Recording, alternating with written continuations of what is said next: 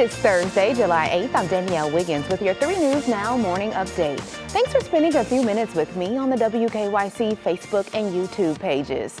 We're in for more stormy weather today. Hollie is tracking that for us. Thanks, Danielle. And as we look ahead through the afternoon, we are tracking more showers and thunderstorms, some of which could become strong to severe.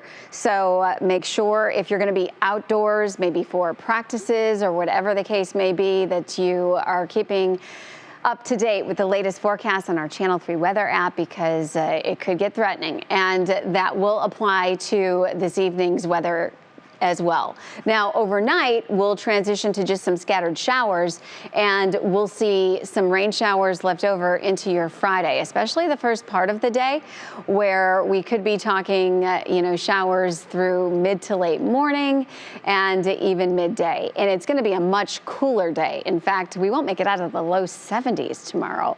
Along the lakeshore, temperatures in the upper 60s to near 70. So it'll feel much different, and it will be drier later. And then it looks like we'll get a nice break, at least with some dry weather on Saturday. We've been very unsettled here past few days. 80 the high today. More thunderstorms to track this afternoon, this evening. And again, there is strong to severe weather potential. And then tomorrow we'll have those showers, especially through early afternoon. We're only in the low 70s. Upper 70s with a mix of clouds and sun on Saturday. And then we'll be in the low 80s, back to more showers, possible thunderstorms on Sunday. Same kind of deal early next week before we dry back out on Wednesday. Danielle, back to you. Thank you so much, Hollie. And we start with Olympic news, as Japan has declared a state of emergency for Tokyo. This, of course, having a big impact as the Olympics kick off in just 2 weeks. There have been several changes to the games this year because of the surge of COVID-19 cases in the country. 920 new cases of COVID-19 were reported in Tokyo yesterday. That's the highest daily caseload since May there. The state of emergency will have spectators banned from the games. As for the athletes already in Japan, there are strict coronavirus measures in place. They are tested for the virus before leaving for Tokyo and shortly after arriving. Athletes and staff must also hand in an activity plan in advance, which they will be following strictly. They have to, they're required to. So if they visit places not mentioned in their plan or refuse COVID safety measures, athletes may be disqualified. The state of emergency in Japan goes into effect on Monday and will last through August 22nd. Now remember, the Olympics run July 23rd through August 8th, meaning the games will be held entirely under emergency measures. And switching gears here, the Ohio Attorney General's office announced a grand jury will not indict officers for the death of 19-year-old Arthur Keith. Keith was shot and killed by Cleveland Metropolitan Housing Authority officers in November.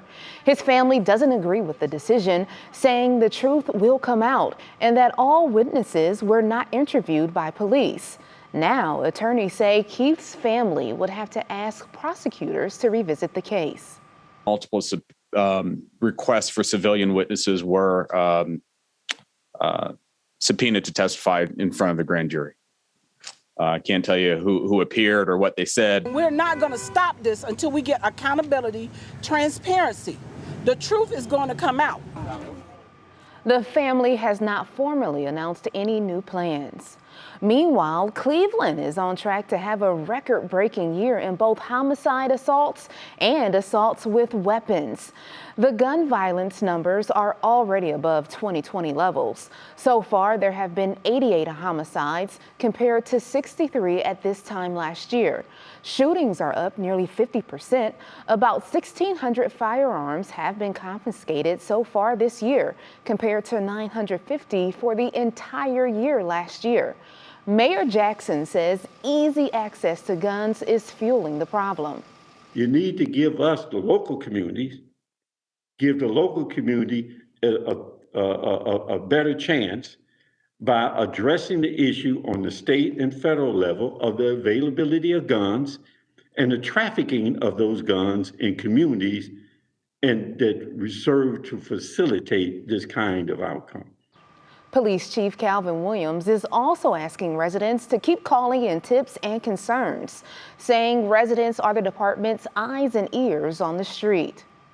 And we have a new look into what the day after the insurrection on the U.S. Capitol looked like, courtesy of Ohio Senator Sherrod Brown. Yesterday, his office shared new photos via social media, and that's what you're looking at. So the photos showed the damage that Brown said he witnessed firsthand from inside the U.S. Capitol. You can see shattered glass and overturned furniture everywhere. And now to an update to a story that we've been following for you. The East Cleveland City School District has a new leader for its award-winning high school marching band. Randolph Woods Jr. is now in charge of the band at Shaw High School. Woods is actually a 2004 graduate of Shaw. He replaces Donshawn Wilson, who left the post last month, citing unfair disciplinary actions by school administration. And today is the Governor's Fish Ohio Day. It's an opportunity to experience Lake Erie's fishing and focus on conservation management. It's the 41st year for the event. Governor DeWine is welcoming those fishing in Port Clinton. Well, thank you for taking time to join me for this 3 News Now morning update. Our digital team will continue to bring you the stories making headlines around Northeast Ohio and beyond. Make sure you continue to check our social media pages and WKYC.com throughout the day. Our weather team is also tracking the storms that we are expecting today, so make sure you continue to check WKYC.com and the weather section. I'm Danielle Wiggins, and I'll see you Friday morning on Go starting at 4:30 a.m. Have a great day, everybody.